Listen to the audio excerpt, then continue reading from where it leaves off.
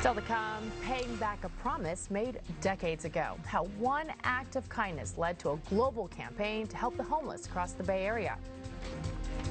Of course, the pandemic has turned almost every aspect of life upside down, including global charity. NBC Bay Area's Garvin Thomas shares one man's journey that now has the developing world sending help right here to the Bay Area. I'll just show you what the finished classroom looks like. From a seat at his kitchen table in Livermore, Robert Freeman leads an organization that has improved the lives of thousands around the world. That's what the old classroom looks like. That's the new one.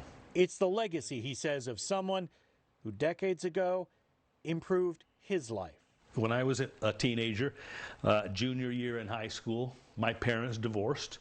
Mother went here, father went there. Mother said, you go live with him. Father said, you go live with her. And I ended up falling through the cracks. When Robert started showing up to school disheveled and his grades began to drop, it was his chemistry teacher who put two and two together. And she figured it out, said, you're going to sleep on my couch. And I still get choked up about that.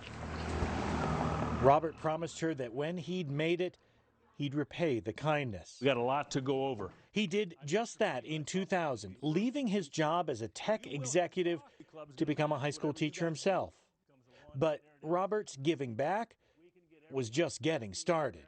With his students, he started $1 for life, asking young people to donate just a single dollar each, then turning it, with his business savvy, into amazing results. We have completed 142 small-scale infrastructure projects in the developing world. Classrooms, medical clinics, computer labs, libraries.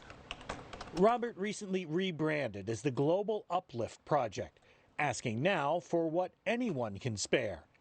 Pocket change, he calls it. Whatever the amount is that you're never going to miss, but knowing that it's combined with hundreds of other creates a tremendous impact in a developing world village. And now, impact not just in the developing world. When the coronavirus pandemic hit, sewing centers he helped build in Kenya and Nepal that normally made kits of sanitary supplies to help girls stay in school switched to sewing masks.